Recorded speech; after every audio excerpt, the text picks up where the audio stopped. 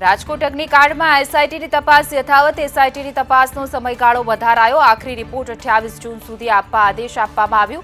રાજ્ય સરકારે 28 જૂન સુધીનો સમય આપ્યો. રાજકોટ ટીઆરપી ગેમ ઝોન અગ્નિકાંડમાં મોટો ખુલાસો. ફાયર એનઓસી, બીયુ અને ડેવલપમેન્ટની મંજૂરી ન હોવાનો ખુલાસો થયો છે. હાઈકોર્ટમાં તત્કાલીન મ્યુનિસિપલ કમિશનરની એફિડેવિટમાં ઘટસ્ફોટ. ટીઆરપી ગેમ ઝોનમાં અગાઉ આગ લાગ્યા છતાં પોલીસ લાયસન્સ પર ધમધમતું હતું. ગયા વર્ષે ગેરકાયદે બાંધકામ તોડી પાડવા અપાઈ હતી નોટિસ, છતાં 11 મહિના સુધી કાર્યવાહી ન કરવામાં આવી. આખરે આગ લાગતા 28 નિર્દોષના અગ્નિકાંડમાં ભોગ લેવાયા. રાજકોટ ટીઆરપી ગેમ ઝોનના જમીન માલિકને કોર્ટમાં રજૂ કરાશે. જમીન માલિક કિરીટસિંહ જાડેજાના 8 દિવસના રિમાન્ડ આજે પૂર્ણ થશે. અશોકસિંહ જાડેજા પોલીસ પકડથી હજુ દૂર છે. ટીઆરપી ગેમ ઝોનના સંચાલકો 10 જૂન સુધી રિમાન્ડ પર છે. તો પૂર્વ ટીપીઓ સહિત 4 કર્મચારીઓ છે તે 12 જૂન સુધીના રિમાન્ડ પર છે. વડોદરા તંત્રની ફાયર એનઓસી, બીયુ પરમિશન વગરની મિલકતો સામે તવાઈ. હોસ્પિટલ, પ્રીસ્કૂલ, ટિમ્બર માર્કેટ સહિત 150 મિલકત સીલ કરવામાં આવી છે. જિલ્લા પંચાયત બિલ્ડિંગ સહિત 18 એકમોને નોટિસ પણ પાઠવવામાં આવી. વડોદરામાં દબાણ શાખાની ટીમ સામે સ્થાનિકોમાં રોષ. કોમ્પ્લેક્સની પાણીની ટાંકીનો સ્લેબ તોડતા નારાજગી જોવા મળી. વિરોધ બાદ ટાંકી તોડવાની કામગીરી અધૂરી રખાઈ. સુરતમાં આઈસ્ક્રીમ વિક્રેતાને ત્યાં એસજીએસટીની તવાઈ. આઈસ્ક્રીમ વિક્રેતાને ત્યાં 2 કરોડની જીએસટી ચોરી પકડાઈ. બિસ્મિલ્લાહમાં રૂપિયા 1.50 કરોડની જીએસટી ચોરી. નવ વેપારીના 45 ઠેકાણાથી 40 કરોડના વ્યવહાર મળ્યા. રેમ્બો જ્યુસમાં રૂપિયા 40 લાખની જીએસટી ચોરી. તંત્ર માટે પેટ પૂજા સોફ્ટવેર પડકારજનક છે. પેટ પૂજા સોફ્ટવેરથી બિલ ડિલીટ કરી દેતા હતા. વડોદરામાં એન્ટી હ્યુમન ટ્રાફિકિંગ યુનિટને મળી સફળતા. સર્વિસ સ્ટેશન્સનો સંચાલક બાળ મજૂર કરાવતો હતો તે ઝડપાયો છે. પોલીસે સગીરને પરિવારને સોંપી સંચાલકની ધરપકડ કરી.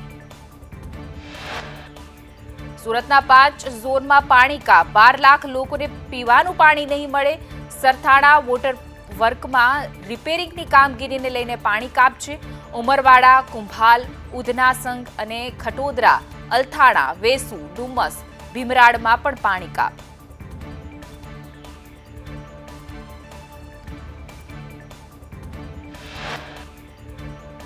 સુરત રેલવે સ્ટેશનનું પ્લેટફોર્મ નંબર 4 90 દિવસ માટે બંધ કરાયું.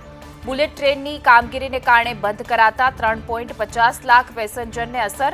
પેસેન્જરોને ઉધના રેલવે સ્ટેશનથી ટ્રેન પકડવા પડશે.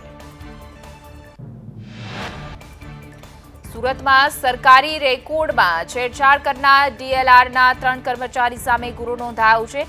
બારડોલીના એનઆરઆઈએ અઠવાલાઇન્સમાં કરી ફરિયાદ. જમીનની માપણી શીટ અને સરકારી રેકોર્ડમાં કર્યા છેડછાડ.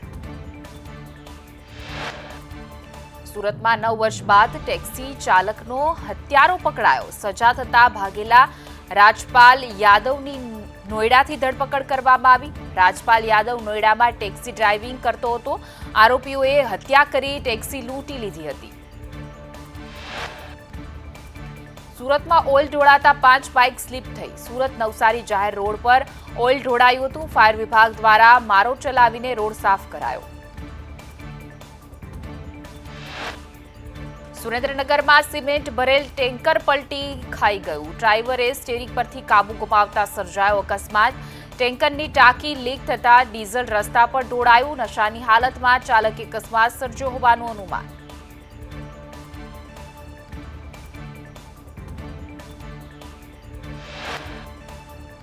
જૂનાગઢમાં અકસ્માતમાં 2 યુવકોના મોત થયા છે. બાઇક અને કાર વચ્ચે અકસ્માત સર્જાયો હતો, જેમાં 2 લોકોના મૃત્યુ થયા. અન્ય 4 લોકો ઇજાગ્રસ્ત થયા. સોનાઈડી નવાગામના પુલ પાસે અકસ્માત સર્જાયો હતો. સમગ્ર મામલે પોલીસે વધુ તપાસ હાથ ધરી છે.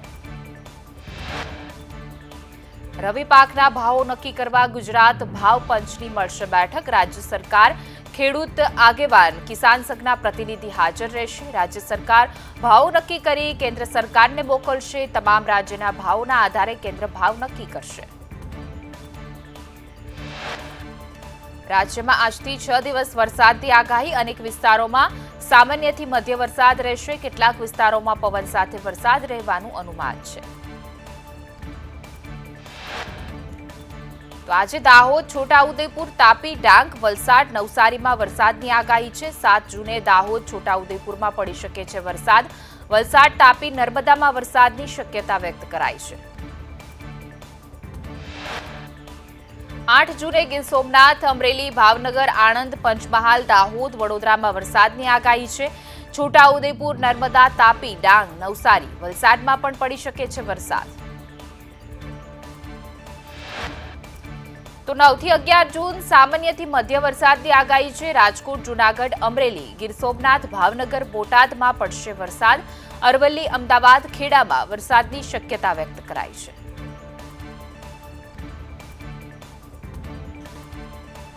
હવામાન વિભાગના મતે અનેક વિસ્તારોમાં સામાન્યથી મધ્ય વરસાદની રહેશે આગાહી. કેટલાક વિસ્તારોમાં પવન સાથે વરસાદ રહેવાનું અનુમાન છે. રાજ્યમાં પ્રી મોન્સૂન એક્ટિવિટીને લઈને વરસાદ રહેશે. નૈઋત્યનું વિધિવત ચોમાસું કેરળ અને કર્ણાટક થઈ ગોવા પહોંચ્યું છે. હવે મહારાષ્ટ્ર અને ત્યારબાદ ચોમાસું ગુજરાત પહોંચશે. 15 જૂન આસપાસ નૈઋત્યનું વિધિવત ચોમાસું ગુજરાત પહોંચે તેવી સંભાવના છે. દેશમાં ચોમાસું આવી ગયું છે. દિલ્હી બાદ મુંબઈના કેટલાક વિસ્તારોમાં ભારે વરસાદ વરસ્યો. અનેક વિસ્તારોમાં વરસાદી પાણી ભરાતા વાહન ચાલકોને હાલાકીનો સામનો કરવો પડ્યો. રાજ્યમાં છેલ્લા 24 કલાકમાં 2 ડિગ્રી તાપમાન ઘટ્યું છે. 4 શહેરોમાં તાપમાન 40 ડિગ્રીને પાર નોંધાયું. તો સૌથી વધુ તાપમાન સુરેન્દ્રનગરમાં 41.8 ડિગ્રી, અમદાવાદમાં 41.7 ડિગ્રી, ગાંધીનગરમાં 41.5 ડિગ્રી તાપમાન નોંધાયું. રાજકોટમાં 41.4 ડિગ્રી, ડીસામાં 39.7 ડિગ્રી તાપમાન નોંધાયું.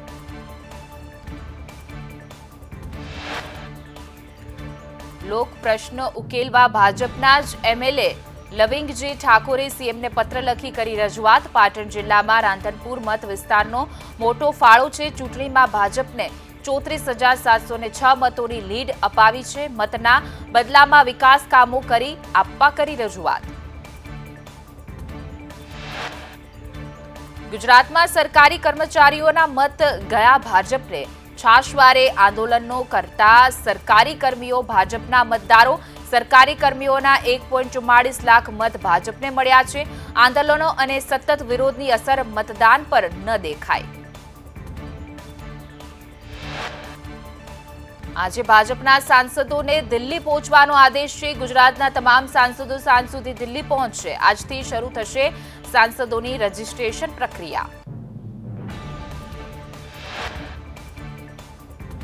ભાજપ નેતાઓની થોડી વારમાં મળશે બેઠક. અધ્યક્ષ જેપી નડ્ડાના નિવાસસ્થાને ભાજપની બેઠક છે. બેઠકમાં સંગઠન મહામંત્રી બીએલ સંતોષ, અમિત શાહ અને રાજનાથસિંહ હાજર રહેશે. તો આવતીકાલે મળનારી એનડીએની બેઠક અંગે ચર્ચા કરાશે. નરેન્દ્ર મોદી 8 જૂને પીએમ પદે શપથ લે તેવી શક્યતા વ્યક્ત કરાઈ છે. તો મોદી 3.0ની શપથ ગ્રહણની તૈયારીઓ તેજ છે. અનેક દેશોના વડાપ્રધાનને મોકલાયું છે શપથ સમારોહનું આમંત્રણ.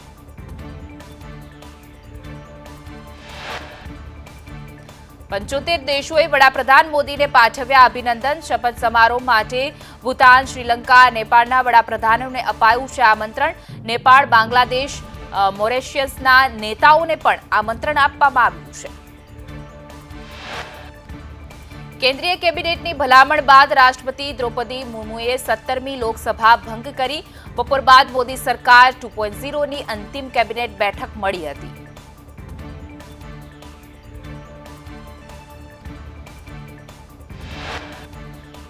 રાષ્ટ્રપતિ દ્રૌપદી મુર્મુ સાથે મંત્રીમંડળે લીધું ડિનર. 17મી લોકસભાના મંત્રીઓ માટે કરાયું હતું આયોજન. વડાપ્રધાન મોદી, રાજનાથસિંહ રહ્યા હતા ઉપસ્થિત. તો નિર્મલા સીતારમણ, અમિત શાહ પણ હાજરી આપી હતી. 17મી લોકસભાના મંત્રીઓએ વિદાય આપતું આ ડિનર આયોજિત કરાયું હતું.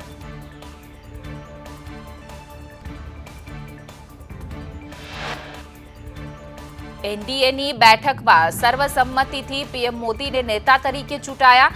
સતત ત્રીજી વખત વડાપ્રધાન મોદી સરકાર બનાવશે.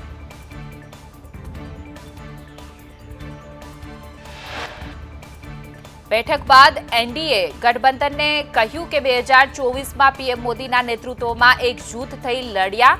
લોકોની સેવા કરવા માટે અમે કટિબદ્ધ છીએ. લોકોના જીવન સ્તરમાં સુધાર માટે કામ કરીશું. દિલ્હીમાં વડાપ્રધાન નરેન્દ્ર મોદીના નિવાસસ્થાને એનડીએની મહત્વપૂર્ણ બેઠક મળી. નીતિશ કુમાર, ચંદ્રબાબુ નાયડુ, અમિત શાહ, રાજનાથસિંહ અને જેપી નડ્ડા સહિતના દિગ્ગજ નેતાઓ ઉપસ્થિત રહ્યા હતા. તો મહારાષ્ટ્રના મુખ્યમંત્રી એકનાથ શિંદે, બિહારના પૂર્વ સીએમ જીતરામ માંઝી, તો અનુપ્રિયા પટેલ સહિતના એનડીએના દિગ્ગજ નેતાઓ બેઠકમાં સામેલ થયા હતા. નવી સરકાર રચવા અંગે બેઠકમાં ચર્ચા કરાઈ. ભાજપને સ્પષ્ટ બહુમતી ન હોવાથી એનડીએ અંતર્ગત જેડીયુ, ટીડીપી સહિતની પાર્ટીઓના ટેકાથી નવી સરકારનો દાવો કરશે. બિહારના ચિરાગ પાસવાન પણ બેઠકમાં સામેલ. સરકાર બનાવવા ભાજપને સાથી પક્ષોની જરૂર. 292 બેઠકો પર એનડીએના ઉમેદવારોની જીત છે, જ્યારે ભાજપને 240 બેઠકો મળી છે.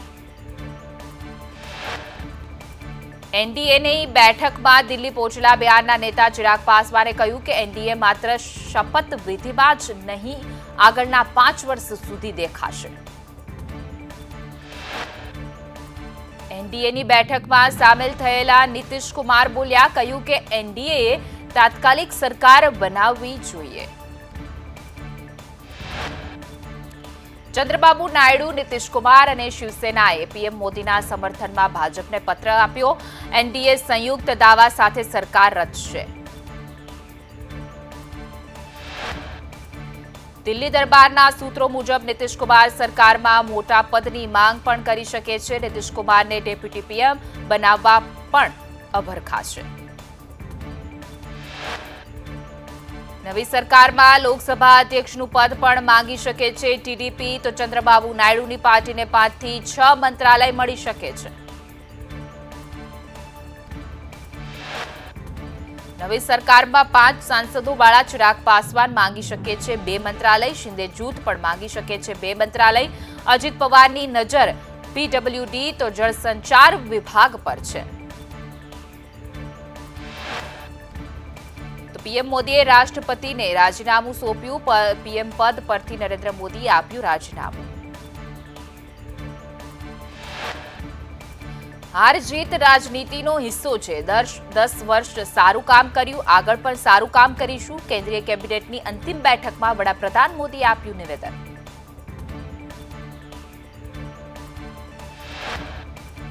તો વડાપ્રધાન મોદીએ કેબિનેટમાં ચર્ચા કરતા વધુમાં કહ્યું કે નંબર ગેમ ચાલતી રહે છે, પરંતુ બધાએ સારું કામ કર્યું છે. પરિણામો બાદ ઘણા દેશના રાષ્ટ્રીય અધ્યક્ષોએ પીએમ મોદીને અભિનંદન પાઠવ્યા. માલદીવના રાષ્ટ્રપતિ મોહમ્મદ મુઇઝુએ પીએમ મોદીને અભિનંદન પાઠવ્યા. મુઇઝુએ કહ્યું કે બંને દેશોની સંયુક્ત સમૃદ્ધિ માટે સાથે કામ કરવા ઉત્સુક છું. મહારાષ્ટ્રમાં ભાજપના નબળા પ્રદર્શન મુદ્દે દેવેન્દ્ર ફડણવીસે રાજીનામું આપવાની તૈયારી દર્શાવી. કહ્યું કે મહારાષ્ટ્રના ડેપ્યુટી સીએમ પદેથી રાજીનામું આપવા તૈયાર છું. વડાપ્રધાન મોદીના સમર્થનમાં એનડીએની સરકાર બનવા જઈ રહી છે. અમારું સંપૂર્ણ સમર્થન છે. મહારાષ્ટ્ર મુખ્યમંત્રી એકનાથ શિંદેનું નિવેદન. 24 વર્ષથી અણનમ રહેલા ઓડિશાના મુખ્યમંત્રી નવીન પટનાયકે મુખ્યમંત્રી પદેથી રાજીનામું આપ્યું. ઓડિશામાં ભાજપ સ્પષ્ટ બહુમતી સાથે જીત્યું હોવાથી નવી સરકાર બનાવશે. નવીન પટનાયકે પ્રજાજોગ સંબોધન કરતા કહ્યું કે મેં મારા કાર્યકાળમાં ગરીબી હટાવવાનો પૂરતો પ્રયત્ન કર્યો. કોંગ્રેસ અધ્યક્ષ મલ્લિકાર્જુન ખડગેના બંગલે ઇન્ડિયા ગઠબંધનની બેઠક મળી હતી. સોનિયા ગાંધી, રાહુલ અને પ્રિયંકા ગાંધી સહિત અખિલેશ યાદવ, સ્ટાલિન, તેજસ્વી યાદવ, શરદ પવાર ઉપસ્થિત રહ્યા હતા. ઇન્ડિયા ગઠબંધન સાથે જોડાયેલા 33 નેતાઓએ બેઠકમાં ચર્ચા કરી. ઇન્ડિયા ગઠબંધનની બેઠક બાદ રાહુલ ગાંધીએ કહ્યું કે ઇન્ડિયા ગઠબંધન એ ભારતના લોકોને અવાજ છે. ઇન્ડિયા ગઠબંધનની બેઠક બાદ મલ્લિકાર્જુન ખડગેનું નિવેદન કહ્યું કે ઇન્ડિયા ગઠબંધન સરકાર બનાવવા પ્રયત્ન નહીં કરે. અમે યોગ્ય સમયની રાહ જોઈશું. જનાદેશ ભાજપની નીતિઓના વિરોધમાં મળ્યો છે.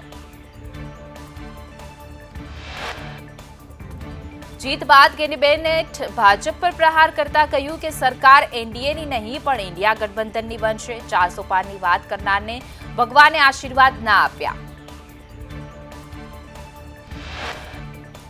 પ્રામાણિકતાથી કામ કરો તો લોકો મદદ કરે છે. પૈસા હોય કે ના હોય, લોકો મદદ કરે છે. હું બનાસને આપેલા વચનો પૂરા કરવા કટિબદ્ધ છું. બનાસકાંઠા ન પાણીઓ નથી, બનાસકાંઠાએ પાણી બતાવ્યું. અર્જુન મોઢવાડિયાએ સંદેશ ન્યૂઝ સાથે ખાસ વાત કરતા કહ્યું કે કાર્યકર્તાઓ જનતાનો સંપૂર્ણ પ્રેમ મળ્યો. કોંગ્રેસ દેશમાં વિપક્ષમાં આવી છે. આશા છે કે કોંગ્રેસ વિપક્ષની ભૂમિકા નિષ્ઠાથી નિભાવે.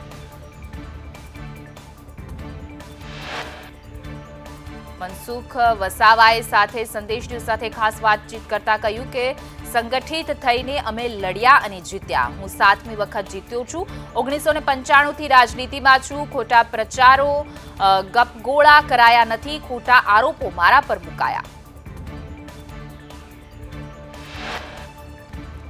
બહારના વ્યક્તિ છે તેવા આક્ષેપો કરાયા. ડેડિયાપાડા ઝઘડિયા વિધાનસભા ટ્રાયબલ બેઠક છે. કેટલાક ટ્રાયબલ સંગઠનોએ પણ આપ પ્રચાર કર્યો. અમારા ઘણા નેતાઓએ નારાજગી અને નિષ્ક્રિયતા દાખવી. તેઓ ચૂંટણી પ્રચારમાં પણ ના આવ્યા. જીત બાદ ભાજપ સાંસદ દિનેશ મકવાણાએ પ્રતિક્રિયા આપતા કહ્યું કે પીએમ મોદી અમિત શાહે મારી જીત માટે કામ કર્યું છે. કાર્યકર્તાઓએ મારી સાથે 65 દિવસ કામ કર્યું. અમદાવાદ પૂર્વના ભાજપ સાંસદ હસમુખ પટેલે નિવેદન આપતા કહ્યું કે ફરી એક વખત પાર્ટીએ મને તક આપી છે. પાર્ટીનો આભારી છું.